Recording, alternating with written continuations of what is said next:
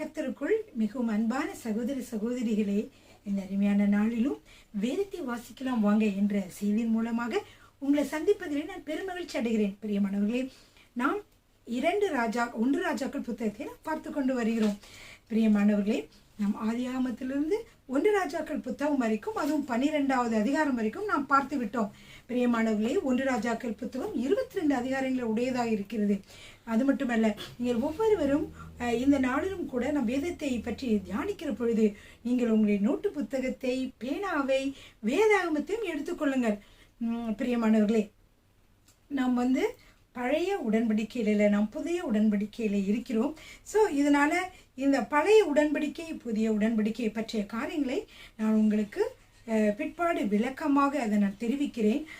ஆனாலும் நாம் பழைய ஏற்பாட்டு காலத்திலே நடந்த காரியங்களை நான் சொல்லுகிற பொழுது அது என்ன சொல்லுகிறேன் என்றால், அவர்கள் கர்த்தருடைய வார்த்தைகளுக்கு செவிகொடாமல் போனதினாலே என்ன நேர்ந்தது? பல காரியங்களை நாம் பார்க்கிறோம். சாலமனுடைய வாழ்க்கையிலும் கூட கர்த்தர் அவனை மிகவும் நேசித்தாலும் பல காரியங்களை, நன்மையான காரியங்களை, அவனுக்கு தாளந்துகளையும் கொடுத்திருந்தாலும் கூட அவன் என்ன செய்து விட்டான் என்றால், பிற்காலங்களிலே கர்த்தருக்கு முக்கியத்துவம் கொடுக்காமல் அவன் மனமுடித்த பெண்களுக்கே மிகவும் முக்கியத்துவம் கொடுத்ததினாலே அவன் வாழ்க்கையிலே எவ்வளவு வாழ்க்கையிலும் அரசியலிலும், அதாவது அவனுடைய அரசாட்சியிலும் எவ்வளவு சீர்கேடுகள் வந்தது என்று சொல்லி நீங்கள் அனைவரும் அறிந்திருக்கிறீர்கள். அவருடைய பிள்ளையாகிய ரெகொபெயாம் ஆட்சிக்கு வர முடியாதபடிக்கு அதை அவர் வந்தாலும் அவருக்கு 2 கோத்திரங்கள் மட்டும் 10 கோத்திரங்களை யெரொபெயாம் என்ற சாலமனுடைய ஊழியக்காரருக்கு கர்த்தர் கொடுத்தார் என்று சொல்லி பார்க்கிறோம். பிரியமானவர்களே, எனவே நம்முடைய வாழ்க்கையிலும் நாம் கர்த்தருக்கு பிரியமானவர்களாக அவருடைய சொல்படி, அவருடைய சித்தத்தின்படி நாம் நடக்கிற வேளையிலே நம்முடைய வாழ்க்கையிலே எப்பொழுதும் சந்தோஷமும் சமாதானம் தான் பிரியமானவர்கள்.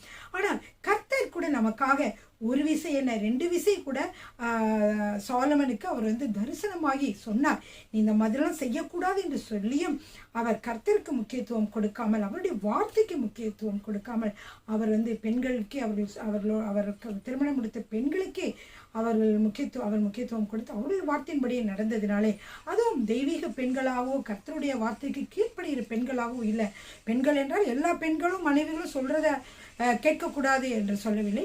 திருமணம் அவர் முடித்திருந்தாலும் தேவனுக்கு சித்தமில்லாத, தேவனை வழிபடாத மற்ற பெண்களாக, தேவனாலே நடத்தப்படாத, அவருடைய ஆவியினாலே நடத்தப்படாத பெண்களாக இருந்ததினாலே அவர்கள் தேவனுக்கு விரோதமான காரியங்களை அவர்கள் சாலமனுக்கு கற்றுக் கொடுத்தார்கள். பிரியமானவர்கள், எனவேதான் சாலமனுடைய ராஜ்யமானது சரிந்தது என்று சொல்லி பார்க்கிறோம். எனவே பிரியமானவர்களே, பாருங்க, சாலமனுடைய கீழ்ப்படியாமையினாலே என்ன விளைவுகள் ஏற்பட்டது? அவனுடைய பிற்காலத்திலே அவர்களுடைய பிள்ளைகள் தான் பாதிக்கப்பட்டார்கள், சந்ததிகள் தான் பாதிக்கப்பட்டார்கள்.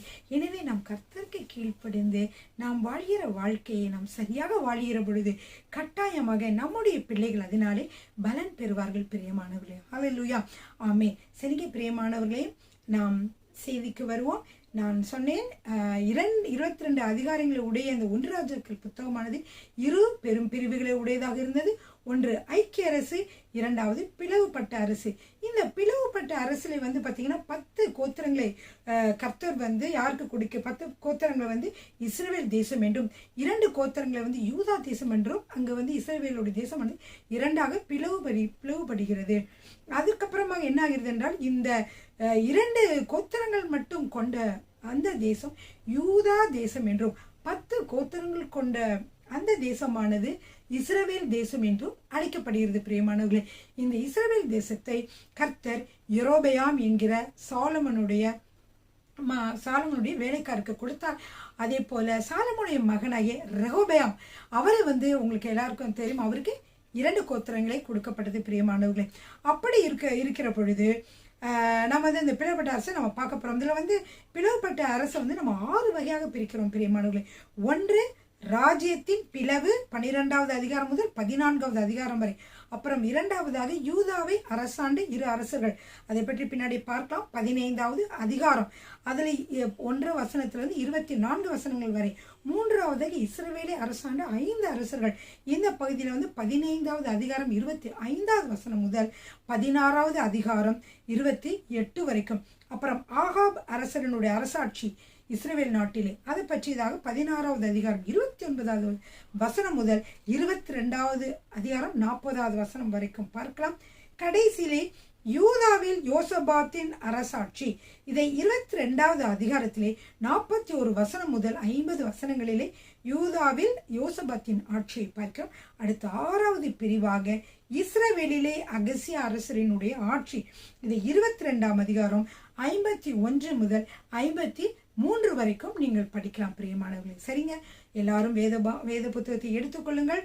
வேதத்தை நாம் பார்க்க போகிறோம் பிரியமானவர்களே. சரிங்க பிரியமானவர்களே, இந்த போன வீடியோவில் நான் என்ன சொன்னேன்னா, ரெகோபெயாம் ஒரு யூதாவை அரசாள்கிறார். ஆனால் 10 கோத்திரத்தை அரசாண்ட யெரொபெயாமோ என்ன செய்கிறார் என்றால், அவருக்கு கர்த்தர் வந்து என்ன செய்தார், கிருபையாக அரசாட்சியை கொடுத்திருந்தார். ஆனால் அவர் அரசரான பிறகு அவருக்கு ஒரு பயம் வருகிறது. அந்த பயத்தினால என்ன செய்தார் என்றால், யூதாவில் தான் எருசலேம் தேவாலயம் இருக்கிறது, அங்கேதான் இந்த 10 கோத்திரத்து மக்களும் செல்வார்கள்.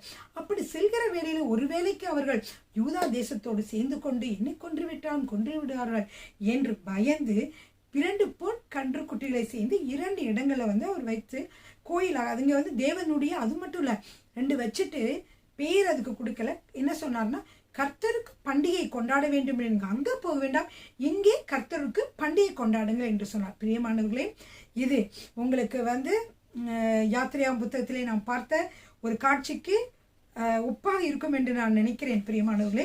அதனால்தான் கர்த்தர் இப்படி அவன் செய்ததை பார்த்து அவருக்கு மிகவும் மனம் வேதனையாக இருந்தது. அது மட்டுமல்ல, இதற்காக அவர் வந்து என்ன செய்திருக்கலாம், இங்கு தேவாலயத்தை கூட கட்டியிருக்கலாம். ஆனால் அதற்கு பதிலாக 2 பொன் கன்று குட்டிகளை அங்கே செய்து வைத்துட்டான் பிரியமானவர்களே. சரிங்க, இப்போ அவன் செய்ததுக்கு அப்புறம் என்ன நடந்தது என்று பார்க்கலாம் பிரியமானவர்களே. இப்பொழுது நம்ம என்ன செய்கிறோம் என்றால், இந்த காரியத்தை பார்ப்பதற்கு முன்பாக சில வசனங்களை உங்களுக்கு சொல்ல விரும்புகிறேன். இவன் வந்து 2 பொன் கன்று குட்டிகளை வைத்தது சரியா தவறா, அல்லது ஏன் அது கர்த்தருக்கு பிடிக்காமல் போனது என்று சொல்லி நாம் பார்க்கிறோம். பாருங்க, யாத்திரையாகமம் 32வது அதிகாரம் 1லிருந்து 4 வசனங்கள். மோசே மலையிலிருந்து இறங்கி வர தாமதிக்கிறதை ஜனங்கள் கட்டபோது அவர்கள் ஆரோனிடத்தில் கூட்டம் கூடி அவனை நோக்கி, எகிப்து தேசத்திலிருந்து எங்களை அழைத்து கொண்டு வந்த அந்த மோசேக்கு என்ன சம்பவித்ததோ அறியோம். ஆதலால் நீர் எழுந்து எங்களுக்கு முன் செல்லும் தெய்வங்களை எங்களுக்காக உண்டு பண்ணும் என்றார்கள். மோசே வந்து 40 நாட்கள் மலையிலே கர்த்தரோடு பேசிக்கொண்டு கர்த்தர் கொடுக்கிற அந்த கட்டளைகளெல்லாம் வாங்கி கொண்டு வருவதற்காகவும் கர்த்தரோடு பேசுவதற்காகவும் சென்றார். உடனே இந்த மக்கள் இன்னும் வரவில்லை என்று அவர்களால் என்ன செய்ய முடியவில்லை, காத்திருக்க முடியவில்லை. அவர்கள் ஆரோனை நோக்கி, எப்படி என்ன ஆயிற்று மோசேக்கும் தெரியவில்லை, ஆனால் எங்களுக்கு முன் செல்லக்கூடிய தெய்வங்களை நீ வந்து எங்களுக்கு உண்டு பண்ணும் என்றார்கள். அதற்கு ஆரோன், உங்கள் மனைவிகள் குமாரர் குமார்த்திகளுடைய காதுகளில் இருக்கிற பொன் அணிகளை கலற்றி என்னிடத்தில் கொண்டு வாருங்கள் என்றார். ஜனங்கள் எல்லோரும் தங்கள் காதுகளில் இருந்த பொன்னணிகளை கலற்றி ஆரோனிடத்தில் கொண்டு வந்தார்கள். அவர்கள் கையில் இருந்து அவன் அந்த பொன்னை வாங்கி சிற்ப கருவியினால் கருப்பிடித்து ஒரு கன்று குட்டியை வார்ப்பித்தான். அப்பொழுது அவர்கள், இஸ்ரவேலரே, உங்களை எகிப்து, அவர்கள் என்றால் இங்க வந்து அந்த லீடர்ஸ, அதாவது மூப்பர்களை சொல்லப்பட்டிருக்கிறது. அப்பொழுது அவர்கள், இஸ்ரவேலரே, உங்களை எகிப்து தேசத்திலிருந்து கொண்டு வந்த உங்கள் தெய்வங்கள் இவர்களே என்றார்கள். இப்போ இஸ்ரவேல் மக்களை பார்த்து இவர்கள் என்ன சொல்கிறார்கள் பாருங்க, இதுதான் உங்களை இஸ்ரவேல்ல இருந்து கொண்டு வந்த தெய்வங்கள் என்று சொல்லுகிறார்கள். பிரியமானவர்களே, பாருங்க இந்த இஸ்ரவேல் ஜனங்களுக்கு பார்த்தீர்கள் என்றால் எப்பொழுது பார்த்தாலும் அடிக்கடி ஞாபக சக்தி அவர்களுக்கு இல்லாமல் போய்விடும். பிரியமானவர்களே, கர்த்தர் எகிப்து தேசத்திலிருந்து அவர்களை கொண்டு வர 10 வாதைகளை செய்து, என்னது அது எல்லாருக்கும் அந்த எகிப்து தேசத்துக்கே தெரிஞ்சிருக்கும். அப்படியே பல வாதைகளை செய்து இவர்களை மட்டும் பாதுகாத்து இவர்தான் இவர்களை வழி நடத்துகிறார் என்று கர்த்தர் சொல்லி, கர்த்தர்களுக்கு பலமுறை வந்து அவர்களோடு பேசியிருந்தார். அதே போல அவர்கள் அழைத்து கொண்டு வருகிற பொழுதும் கூட செங்கடலிலே பாருங்கள் பிரியமானவர்கள் அழைத்து கொண்டு வருகிற பொழுது அங்கே இவர்களுக்காக செங்கடலையே பிளந்து அவர்களை வந்து என்ன செய்தார், நடத்தி கொண்டு சென்றார். பார்வோனுடைய சேனை அதிலே மூழ்கி விட்டது என்று சொல்லி நாம் பார்க்கிறோம். இப்படிலாம் பல அற்புதங்களை செய்திருந்தோம்.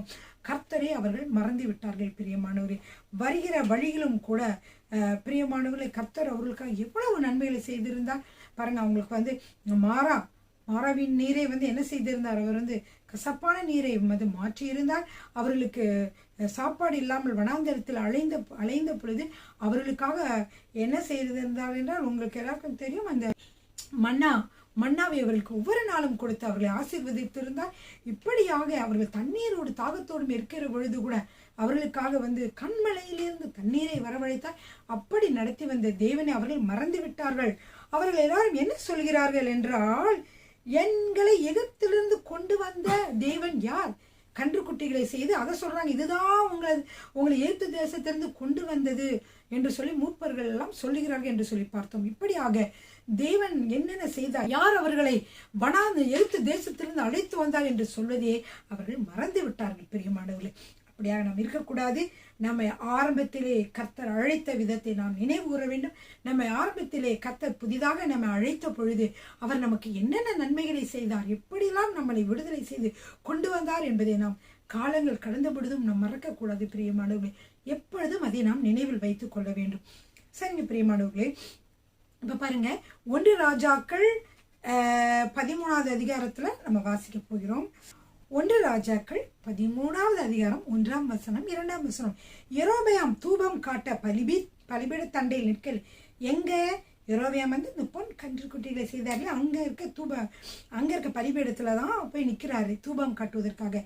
யெரொபெயாம் தூபம் காட்ட பலிபீட தண்டிலே நிற்கையில், இதோ தேவனுடைய மனுஷன் ஒருவன் கர்த்தருடைய வார்த்தையின்படியே யூதாவிலிருந்து பெத்தேலுக்கு ஏன் யூதாவிலிருந்து பெத்தேலுக்கு வந்திருக்கிறாரு அப்படின்னா, யூதா தேசத்துல தான் எருசலேம் ஆலயம் இருக்கிறது, அங்குதான் கர்த்தரை வழிபட்டு கொண்டிருந்தார்கள்.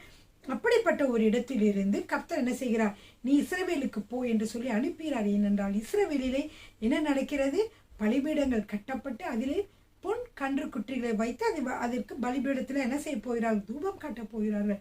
எனவே இப்படி நடந்து கொண்டிருந்ததுனால யூதாவிலிருந்து தேவனுடைய மனுஷன் ஒருவனை கர்த்தர் அனுப்பினார். அப்படியே அவன் கர்த்தர் சொன்ன வார்த்தையின்படி அவன் அந்த பலிபீடத்தை நோக்கி, பலிபீடமே பலிபீடமே, இதோ தாவீதின் வம்சத்தில் யோசியா என்னும் பேருள்ள ஒரு குமாரன் பிறப்பான். அவன் உன்மேல் தூபம் காட்டுகிற மேடைகளின் ஆசாரியர்களை உன்மேல் தூபம் காட்டுகிற மேடைகளின் ஆசாரியர்களை உன்மேல் பலியிடுவான். மனுஷரின் எலும்புகளும் உன்மேல் சுட்டரிக்கப்படும் என்பதை கர்த்தர் உரைக்கிறார் என்று கர்த்தருடைய வார்த்தையை அவன் கூறுகிறான். பிரியமானவர்களே, இப்படியாக கர்த்தர் சொல்லுகிறாரு, இந்த பலிபீடத்துல நீங்க பலியிடுவது அல்லது தூபம் காட்டுவதெல்லாம் எனக்கு மிகவும் அருவருப்பாக இருக்கிறது. இந்த பலிபீடத்தை அழிக்க ஒருவன் வருவான், யோசியா என்ற ஒரு மன்னன் அவன் என்ன செய்வான் என்றால், இந்த பலிபீடத்துல மனுஷரின் எலும்பை கூட சுட்டரிப்பான் என்று சொல்லி கர்த்தர் அந்த கோபமாக அங்க சொல்லுகிறார்.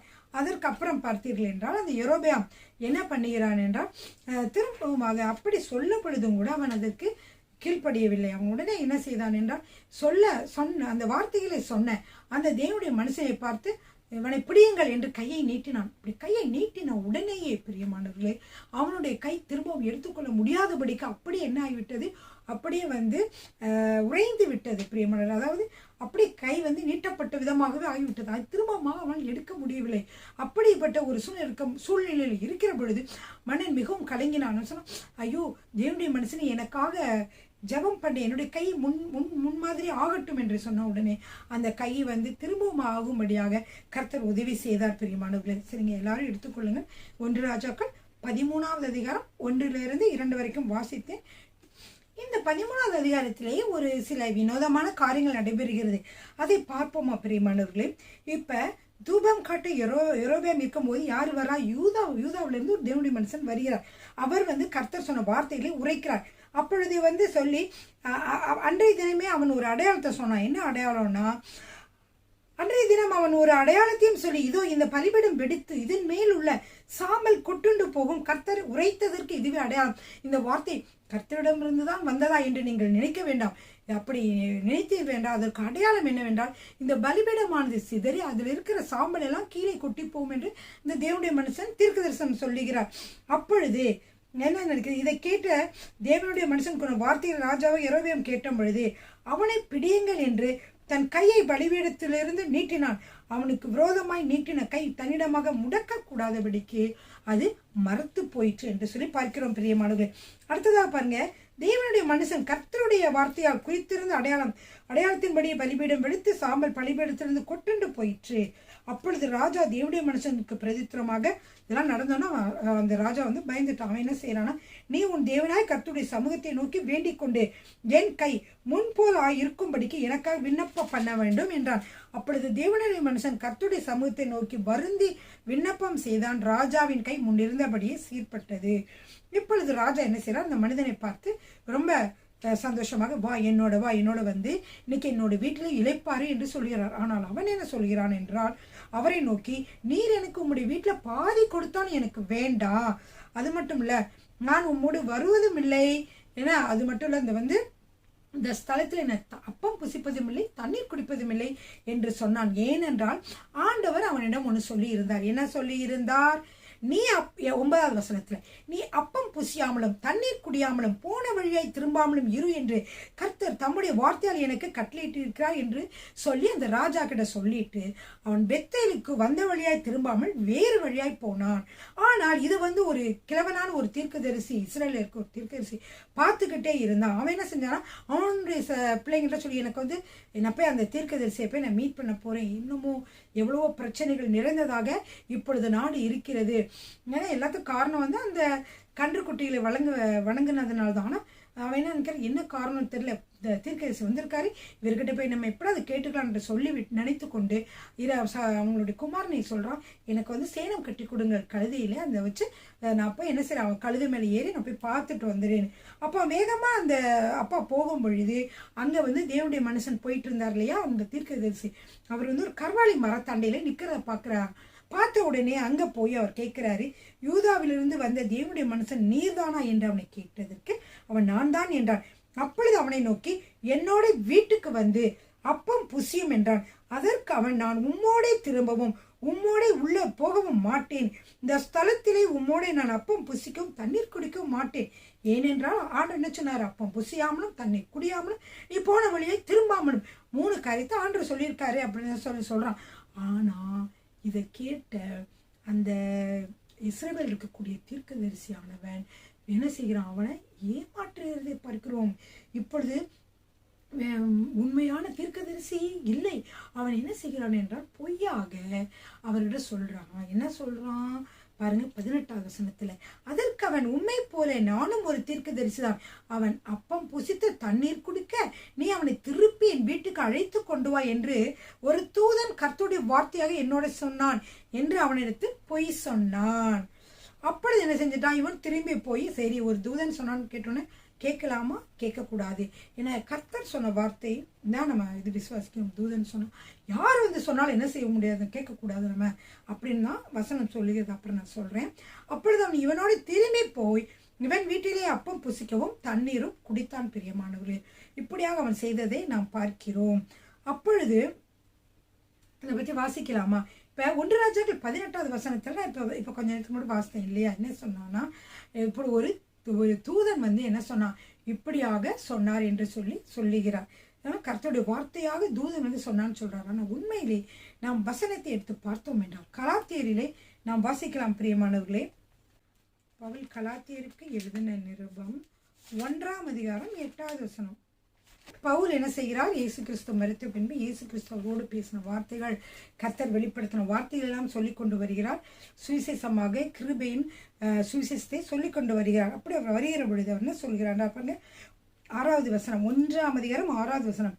உங்களை கிறிஸ்துவின் கிருபையினாலே அழைத்தவரை நீங்கள் இவ்வளவு சீக்கிரமாய் விட்டு வேறொரு சுவிசேஷத்திற்கு திரும்புகிறதை நான் ஆச்சரியப்படுகிறேன். வேறொரு சுவிசேஷம் இல்லையே.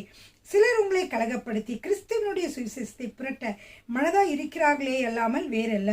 நாங்கள் உங்களுக்கு பிரசங்கித்த சுவிசேஷத்தை அல்லாமல் நாங்களாவது வானத்திலிருந்து இறங்கி வருகிற ஒரு தூதனாவது வேறொரு சுவிசேஷத்தை உங்களுக்கு பிரசங்கித்தால் அவன் சபிக்கப்பட்டவனாய் இருக்க கடவன் அப்படின்னு சொல்றாரு. அதனால முன் சொன்னது போல மறுபடியும் சொல்லுகிறேன், நீங்கள் ஏற்றுக்கொண்ட சுவிசேஷத்தை அல்லாமல் வேறொரு சுவிசேஷத்தை ஒருவன் உங்களுக்கு பிரசங்கித்தால் அவன் சபிக்கப்பட்டவனாய் இருக்க கடவன் அப்படின்னு சொல்லி கலாத்தியர் சொல்றாரு இல்லையா. அப்படி இருக்கும் பொழுது இங்க பாத்தீங்கன்னா 18வது வசனத்துல என்ன பார்த்தோம்னா, இந்த இஸ்ரவேலில இருக்கக்கூடிய தீர்க்கதரிசியானவர். அங்க தேவனுடைய மனுஷன் யாரை சொன்னேன்னா யூதாவிலிருந்து வந்தவர் தேவனுடைய மனுஷன் என்று வைத்துக் கொள்ளுங்கள், இவர் தீர்க்கதரிசி என்று வைத்துக் கொள்ளுங்கள். இந்த தீர்க்கதரிசியும் 2 பேருமே தீர்க்கதரிசி, 2 பேரும் தேவனுடைய மனிதர்கள் தான். அப்ப இந்த இஸ்ரவேல் சொல்றாரு, இஸ்ரவேலுக்கு கூடிய அந்த தீர்க்கதரிசி சொல்றாரு, தூதன் தான் சொன்னாரு நீ என்னோட வீட்டுக்கு வேணும். அவரும் அதே மாதிரி செஞ்சு வந்துட்டாங்கன்னா அது தவறு. அதனால அவர் பின்னாடி என்ன ஆகுதுன்னா 20வது வசனத்திலே அவர்கள் பந்தியில் உட்கார்ந்து இருக்கிற பொழுது அவனை திருப்பி கொண்டு வந்த தீர்க்கதரிசிக்கு கர்த்தருடைய வார்த்தை உண்டானதினால் அவன் யூதாவிலிருந்து வந்த தேவனுடைய மனுஷனை பார்த்து சப்தமிட்டு, உன் தேவனாகிய கர்த்தர் உனக்கு கற்பித்த கட்டளை நீ கை கொள்ளாமல் கர்த்தருடைய வாக்கை மீறி. இப்ப இது யார் சொல்றா? தூதன் சொன்னானே என்று பொய் சொன்னான் இல்லையா, அந்த தீர்க்கதரிசியிடமே கர்த்தர் பேசுகிறார். அதனால அவன் சொல்றான், உன் தேவனாய கர்த்தர் உனக்கு கற்பித்த கட்டளையை நீ கை கொள்ளாமல் கர்த்தருடைய வாக்கை மீறி அப்பம் புசிக்கவும் தண்ணீர் குடிக்கவும் வேண்டாம் என்று அவர் விளக்கின ஸ்தலத்திற்கு நீ திரும்பி போய் அப்பம் புசித்து தண்ணீர் குடித்தபடியா உன்னுடைய பிரேதம் உன் பிதாக்களின் கல்லறையிலே சேருவதில்லை என்று கர்த்தர் சொல்லுகிறார் என்றார். கர்த்தர் பாருங்க, அந்த காலத்துல வந்து பரிசுத்த ஆவியானவர் வந்துட்டு தான் போவார்.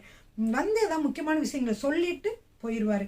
அப்படியாக இருந்தார். அதனால பரிசுத்தாவினர் வந்து என்ன செஞ்சானா இவர்கிட்ட வந்து சொல்லுகிற பொழுது, கர்த்தருடைய ஆவியானவர் சொல்லுகிற பொழுது இப்போ என்ன செஞ்சுட்டு அப்படி சொன்னோடனே இவனுக்கே பயமாயிருச்சு. உன்னை சாப்பிட்டு முடிச்சுட்டு இவனே சொல்றான் நீ செஞ்ச தப்புன்னு. இவன் தான் கூட்டிட்டு வந்து ஆனால் இவனே சொல்றான் தீர்க்கதரிசனம் கர்த்தர் சொல்லுகிறாரு. இப்போ திரும்ப கூட்டி கொண்டு என்ன போகிறாரு, திருப்பி போன வழியில என்ன செய்யறாரு, அவருக்கு சேனம் வைத்து அந்த தீர்க்கதரிசியை திருப்பி கொண்டு வந்து அவனுக்கு சேனம் வைத்து அவனை அனுப்பி விடுகிறார். ஆனால் அவன் போன பிற்பாடு வழியிலே ஒரு சிங்கம் அவனுக்கு எதிர்பட்டு அவனை கொன்று போட்டது. அவன் பிரேதம் வழியிலே கிடந்தது. கழுதை அதன் அண்டையில் நின்றது, சிங்கமும் பிரேத தண்டையில் நின்றது. அந்த வழியை கடந்து வருகிற மனுஷர் அவளில் கிடைக்கிற பிரேதத்தையும் பிரேதத்தண்டையில் இருக்கிற சிங்கத்தையும் கண்டு கிழவனான தீர்க்கதரிசி குடியிருந்த பட்டணத்தில் வந்து சொன்னார்கள். அப்போ என்ன சொல்றாங்க, அந்த தீர்க்கதரிசி இருந்தார்ல, அந்த கிழவனான தீர்க்கதரிசி அவதார் வான் கூப்பிட்டாரு, அப்புறம் சாப்பாடு கொடுத்தாரு, தூதன் சொன்னாருன்னு சொல்லி போய் சொன்னாரு. அப்புறம் கொஞ்சம் நேரம் கழிச்சு இவன் சாப்பிட்டதுனால கர்த்தர் வந்து அந்த இவர் மூலியமா சொன்னார், நான் சொன்னேன்ல சாப்பிடக்கூடாது நீ சாப்பிட்டேன்னு சொல்லி ஆண்டவர் பேசுறாரு. இதெல்லாம் கேட்டுட்டு இவர் என்ன செய்கிறாரு, வந்தார். இப்போ அவர்கிட்டே போய் இவங்கெல்லாம் சொல்றாங்க, பாருங்க யூதாவிலிருந்து வந்த அந்த தேவனுடைய மனுஷன் வந்து இங்க இறந்து கிடைக்கிறார் அப்படி சொல்லி சொல்றாங்க. அப்போ அவர் என்ன செய்கிறார் என்றால், அவனை வழியிலிருந்து திரும்ப பண்ண தீர்க்கதரிசி அதை கேட்ட பொழுது அவன் கர்த்தருடைய வாக்கை மீறின தேவனுடைய மனுஷன் தான். கர்த்தர் அவனுக்கு சொன்ன வார்த்தையின்படியே கர்த்தர் அவனை ஒரு சிங்கத்துக்கு ஒப்பு கொடுத்தார், அது அவனை முறித்து கொன்று போட்டது என்று சொல்லி தன் குமாரனை நோக்கி எனக்கு கழுதையின் மேல் சேனம் வைத்து கொடுங்கள் என்றார். அவர்கள் சேனம் வைத்து கொடுத்தார்கள். இந்த மக்களெல்லாம் வந்து சொல்லணும்னா அவனுக்கு புரிஞ்சிருச்சு, இது வந்து கர்த்தர் சொன்னான்னு சொல்ல வந்த மனிதன் தான், வந்து தேவனுடைய மனுஷனுக்கு தான் அப்படி ஆயிருக்கு. ஏன்னா கர்த்தர் சொன்னார் இல்லையா எங்கேயும் சாப்பிடக்கூடாதுன்னு, ஆனால் அப்பம் புசித்து சாப்பிட்டுட்டான் அதனால இப்படி ஆயிடுச்சுன்னு சொல்லிட்டு அவன் போகிற பொழுது பார்க்கிற பொழுது அதே மாதிரி இருக்கிறது. அந்த கிழவனான தீர்க்கதரிசி யூதா, அதாவது இஸ்ரவேல் தீர்க்கதரிசி என்ன செய்கிறார் என்றால், தேவனுடைய மனுஷன் பிரேதத்தை எடுத்து அதை கழுதையின் மேல் வைத்து அதற்காக துக்கம் கொண்டாடவும் அதை அடக்கம் பண்ணவும் அதை தன் பட்டணத்திற்கு கொண்டு வந்து அவன் பிரேதத்தை தன்னுடைய கல்லறையிலே வைத்தான். அவனுக்காக ஐயோ என் சகோதரி என்று புலம்பி துக்கம் கொண்டாடினார்கள். அப்படியாக நடக்கிறது பிரியமானவர்கள். இப்போ அவங்க சொல்றார், அந்த இஸ்ரவேலிலே இருக்கக்கூடிய அந்த வயதான தீர்க்கதரிசி சொல்கிறார், நான் இறந்தாலும் என்னை என்ன செய்யுங்க, இந்த கல்லறை மேலேயே அவர் அடக்கம் பண்ணின இடத்துலையே வந்து என்ன செய்யுங்க, என்னையும் வந்து அடக்கம் பண்ணிருங்கன்னு சொல்லிட்டாரு. ஏன்னா அவருக்கு புரிஞ்சிருச்சு அவர் செய்த தவறுனால்தான் இவர் இறந்து போயிட்டார் என்று சொல்லி புரிகிறது அவருக்கு. ஆனாலும் கர்த்தர் அவர்கிட்ட பேசினதால அவர் சொல்றாரு, அவன் பெத்தேலில் இருக்கிற பலிபீடத்திற்கும், பெத்தேலில் என்ன பலிபீடம் இருக்கு, கன்று குட்டி பொன் கன்று குட்டி உள்ள பலிபீடத்திற்கும் சமாரியாவின் பட்டணங்களில் இருக்கிற மேடைகளாகிய சகல கோவில்களுக்கும் விரோதமாக கூறின கர்த்தருடைய வார்த்தை நிச்சயமாய் நிறைவேறும் என்று சொல்லுகிறார். இந்த நடவடிக்கைக்கு பின்பு யெரொபெயாம் தன் பொல்லாத வழிகளை விட்டு திரும்பாமல் மறுபடியும் ஜனத்தில் ஈனமானவர்களை மேடைகளின் ஆசிரியராக்கினான். இவ்வளவு நடந்த பொழுதும் கூட அந்த யெரொபெயாம் என்ற மன்னர் வந்து திருந்தவே இல்லை. அவர் திரும்பவும் வந்து ஈனமானவர்களை என்ன செய்தார், கொண்டு வந்து மேடையிலே ஆசாரியனாக்கினார் என்று சொல்லி பார்க்கிறோம். சரி பிரியமானவர்களே, அவன் வந்து அப்படிப்பட்டவர்கள் மேடைகளில் ஆசாரியனானார்கள். யெரொபெயாமின் வீட்டாரை பூமியின் மேல் வைக்காமல் அதம் பண்ணி அழிக்கும்படியாக இந்த காரியம் அவர்களுக்கு பாவமாக மாறினது. பிரியமானவர்களே, இந்த யெரொபெயாம் திரும்பவும் செய்கிறதுனால ஆண்டவர்களுக்கு மிகவும் வந்து என்ன செய்கிறதுக்கு ஒரு வழியாய் போய்விட்டது என்றால், இந்த குடும்பமானது அழிவுக்கு நேராக, இவனுடைய காரியத்தினாலே குடும்பமானது அழிவுக்கு நேராக செல்லக்கூடிய ஒரு காரியமாக, ஒரு பாவமாக இங்கே இருக்கிறது நம்ம பார்க்கிறோம் பிரியமானவர்களே. அடுத்து பார்த்தீங்கன்னா 14வது அதிகாரத்தில் பார்க்கிறோம், அக்காலத்தில் யெரொபெயாமின் குமாரனாகிய அபியா வந்து வியாதி படுக்கையிலே விழுகிறான். அப்பொழுது யெரொபெயாம் என்ன செய்கிறான்னு தன் மனைவியை கூப்பிட்டு, நீ போய் என்னை வந்து ராஜாவாக மாட்டின ஒரு தீர்க்கதரிசி இருக்கிறார், அகியா என்று பேர், அவரிடமாக நீ போய் நீ யெரொபெயாமுடைய மனைவி என்று சொல்லாதே, நீ போய் அவர்கிட்ட நீ இப்போ ஒண்ணுமே சொல்ல வேண்டாம், நீ போனே அவரே உனக்கு தீர்க்க தரிசனமாக சொல்லுவார், இது என்ன நடக்கும் என்று கேட்டுக்கொண்டு வா அப்படின்னு சொன்னோன்னா அப்படியே யெரொபெயாமுடைய மனைவி போறாரு. ஐயா தீர்க்கதரிசிக்குள்ள போய் தான் யாருன்னு சொல்லல. ஆனா அவருடைய கண்கள் வந்து ஐயாவோட தீர்க்கதரிசி கண்கள் இருளடைந்து இருந்துச்சான். அப்படி இருந்தாலும் கூட கர்த்தர் சொல்றாரு, ஐயாவிடம் சொல்றாரு, என்ன சொல்றாரு, இந்த பாரு இப்ப வந்து யெரொபெயாமோட மனைவி தான் வந்திருக்கிறான், அவனுடைய மகன் சுகவீனமாக இருக்கிறான், அதனால் காரியம் எப்படி முடியுமா என்று தெரிந்து கொள்வதற்காக இங்க வந்திருக்கிறாள். எனவே நீ வந்து கேளு, அவட்ட வந்து பேசு, ஏன் அந்நிய பெண் போல காண்பிக்கிற, நீ உண்மையான உன்னுடைய நீ அங்கிருந்து வந்திருக்கன்னு நீ சொல்ல வேண்டியதானே என்று சொல்லி நீ சொல்லு அப்படின்னு சொல்லி சொன்னா உடனேயே அவர் சொல்லுகிறார், ஆகையால் வாசற்படியில் பிரவேசிக்கும், அதாவது 14வது அதிகாரம் 6வது வசனம், ஆகையால் வாசற்படிக்குள் பிரவேசிக்கும் அவருடைய நடையும் சத்தத்தை அகியா கேட்ட உடனே அவன் யெரொபெயாம் மனைவியை, உள்ளே வா, உன்னை அந்நிய ஸ்திரியாக காண்பிக்கிறதென துக்க செய்தியை உனக்கு அறிவிக்க நான் அனுப்பப்பட்டேன். நீ போய் யெரொபெயாமை நோக்கி, இஸ்ரவேலின் கர்த்தர் சொல்லுகிறது என்னவென்றால், ஜனத்தினின்று உன்னை நான் உயர்த்தி உன்னை இஸ்ரவேல் என்னும் என் ஜனத்தின் மேல் அதிபதியாக வைத்தேன். நான் ராஜ்யபாரத்தை தாவீது வம்சத்தாரின் கையிலிருந்து பிடுங்கி உனக்கு கொடுத்தேன். ஆனாலும் என் கற்பனைகளை கை கொண்டு என் பார்வைக்கு செம்மையானதையே செய்ய தன் முழு இருதயத்தோடும் என்னை பின்பற்றின என் தாசனாகிய தாவீதை போல் இராமல் உனக்கு முன்னிருந்த எல்லாரை பார்க்கிலும் பொல்லாப்பு செய்தாய். எனக்கு கோபம் உண்டாக்க நீ போய் உனக்கு அந்நிய தேவர்களையும் வார்க்கப்பட்ட விக்கிரகங்களை உண்டு பண்ணி உனக்கு புறம்பே என்னை என்ன செய்து விட்டாய், தள்ளிவிட்டாய். அதனால ஆகையால் இதோ நான் யெரொபெயாமுடைய வீட்டின் மேல் பொல்லாப்பை வரப்பண்ணி யெரொபெயாமுக்கு சுவர் மேல் நீர்விடும் ஒரு நாய் முதலாயிராதபடிக்கு இஸ்ரவேலிலே அடைப்பட்டவனையும் விடுபட்டவனையும் சங்காரம் பண்ணி குப்பை கழித்து போடப்படுகிறது போல யெரொபெயாமின் பின்னடியாரை அவர்கள் கட்டோடே அற்று போகும்படி கழித்து போடுவேன் என்கிறார். இப்படியாக அவர்கள் வந்து அவர் சொல்றாரு, இந்த சாகிறவர்களை என்ன செய்யும், ஆகாய்த்து பறவைகள் தான் வந்து தின்னும் என்று சொல்லுகிறதை நாம் பார்க்கிறோம் பிரியமானவர்களே. அதனால நீ எழுந்து போ, நீ போய் கரெக்டா நீ வந்து உன்னுடைய கால்கள் வந்து வீட்டுக்குள்ளே போகும் பொழுது வீட்டில் பிரவேசிக்கிறதே உன்னோட பிள்ளையாண்டான் செத்து போவான் அப்படின்னு சொல்லி முதலே சொல்லிட்டாங்க. எனவே அது மட்டும் இல்லை, அவனுக்காக இஸ்ரவேல் எல்லாரும் துக்கம் கொண்டாடி அவனை அடக்கம் பண்ணுவார்கள். இந்த யெரொபெயாம் வீட்டிலே இவன் ஒருத்தன் தான் கல்லறையில போய் என்ன பண்ணுவான், அடக்கம் பண்ணப்படுவான். மற்றவங்க எல்லாருமே நீங்க என்ன பண்ண மாட்டீங்க, யாருமே கல்லறைக்கு போகிற அளவுக்கு இல்லாத அளவுக்கு நீங்க எல்லாம் என்ன செய்வீங்க, சங்கரிக்கப்பட்டு போவீர்கள் என்று கர்த்தர் சொல்லுகிறதை பார்க்கிறோம் பிரியமானவர்களே. அடுத்ததாக அந்த ஒரே ஒரு வசனத்தை உங்களிடம் சொல்ல விரும்புகிறேன். என்னவென்றால் பிரியமானவர்களே, அங்க வந்து அந்த கர்த்தருடைய தீர்க்க தரிசனமாக சொல்லப்பட்டது என்னென்னலாம் சொல்லப்பட்டுச்சுன்னு உங்களுக்கு தெரியும். அந்த மாதிரியே பின்னாடி நடந்துச்சாங்க. அதாவது அந்த மேடைகளெல்லாம் வந்து ஒருத்தர் யோசே என்பவன் வருவான், தாவீதின் வம்சத்தில் வருவான், என்ன செய்வான், அவன் அந்த மேடைகளெல்லாம் உடைத்து போடுவான் என்று சொல்லப்பட்ட தீர்க்க தரிசனமானது 350 வருடத்திற்கு பிற்பாடு வந்து அது நிறைவேறினது. அது 2 ராஜாக்கள் 23வது அதிகாரம் 15வது வசனத்தில் வாசிக்கலாம். பிரியமானவர்களே, வாசிக்கிறேன். 2 ராஜாக்கள் புத்தகம் 23:15. இஸ்ரவேலை பாவம் செய்ய பண்ணின நேபாத்தின் குமாரனாகிய யெரொபெயாம் பெத்தேலில் உண்டாயிருந்த பலிபீடமும் மேடையும் ஆகிய இவ்விரண்டையும் அவன் இடித்து அந்த மேடையை சுட்டெரித்து தூளாக்கி விக்கிரக தோப்பையும் சுட்டெரித்தான். சொன்னதுபடியே இந்த விக்கிரக தோப்புகள்லாம் சுட்டெரிக்கப்பட்டது பிரியமானவர்கள். இப்படியாக நாம் பார்க்கிறோம் பிரியமானவர்கள். சரிங்க, கர்த்தர் சொன்ன ஒவ்வொரு காரியமே நிறைவேறினதை பார்க்கிறோம். இன்றைக்கு நாம் பார்த்த காரியங்களை அவற்றை நீங்கள் ஒரு தடவை வேதத்தை வாசித்து நீங்கள் தெரிந்து வைத்துக் கொள்ளுங்கள் பிரியமானவர்களே. கர்த்தர் உங்களை ஆசீர்வதிப்பாராக. ஆமென். ஹல்லேலூயா.